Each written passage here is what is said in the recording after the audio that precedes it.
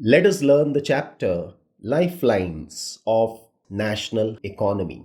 We use different materials and services in our daily life. Some of these are available in our immediate surroundings, and some have to be brought from other places. The goods and services move from supply location to demand with transport facilities. Now, some people are engaged in facilitating these movements and they are known as traders. They make the products come to the consumers by transportation.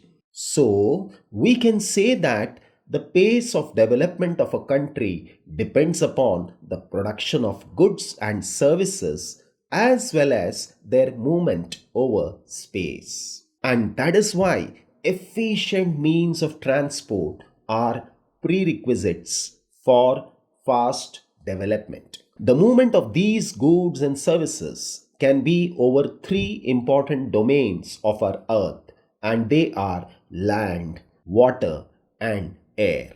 Now, based on these, transport can also be classified into land, water, and air transport.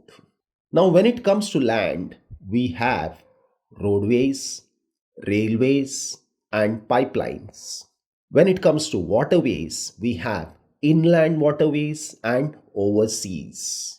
When it comes to air transport, it is domestic on one hand and international on the other. Today, the world has been converted into a large village with the help of efficient and fast moving transport. Transport has developed because of equally developed communication system. Therefore, transport, communication, and trade are complementary to each other. So let us begin with the importance of road transport. To understand the importance of road transport, we need to compare it with other modes of transport. And on the land, the main competitor is railways. So talking about roadways, construction cost of roadways is much lower than the railway lines. Because if I construct a 1 kilometer stretch of roadways, say a 4-lane road, it will cost around 10 crore rupees. But on the other hand, if I go for a railway line 1 kilometer, the cost will be 100 to 140 crores. So the construction cost of railways compared to roadways is 10 times more, and that is why we can say construction cost of roadways is much lower than the railway lines. Second, roadways can traverse comparatively more dissected and undulating topography. When I say dissected, it means land that is separated by erosion into many closely spaced crevices or gorges, such as the surface, as seen on a surface of a plateau. When I say undulating topography, undulating means a land having many ups and downs. Topography refers to nature and slope of the land. So even if a land has many ups and downs, by building bridges and tunnels, we can develop roads along those areas, and it will be cheaper compared to the railways. Third, it can negotiate higher gradient of slopes. So where there is a steep slopes, roadways is the only option. And that is why we can see roadways in Himalayas.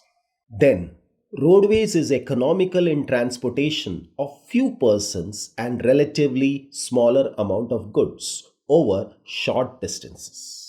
Roadways also provide door-to-door service, which no other mode of transport can do. Then, roadways also work as a feeder. That means if I travel by flight and come to any city, to reach home, I need to go by roadways. That is why the roadways work as a feeder. Now, in India, roads are classified into 6 different classes according to their capacities. The first one is the super highways in India. So here we talk about the Golden Quadrilateral Super Highways. Now the Golden Quadrilateral Super Highway connects most of the major industrial, agricultural and cultural centers of India. It forms a quadrilateral connecting four major metropolitan cities of India, that is Mumbai, Delhi, Kolkata and Chennai. When I say metropolitan city, that refers to the major cities of the country.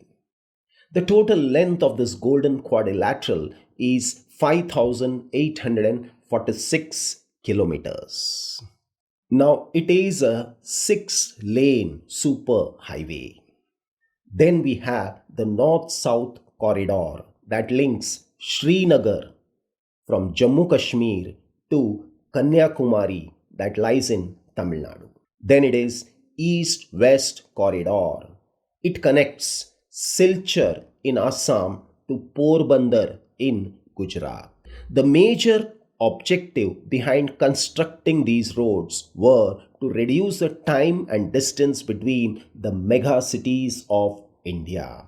And these highway projects were built by NHAI, that is National Highway Authority of India. To sum up, the main economic benefits of this project are: this highway interconnects many major cities and ports. It provides an impetus to truck transport throughout India. It enables the industrial growth of all small towns through which it passes.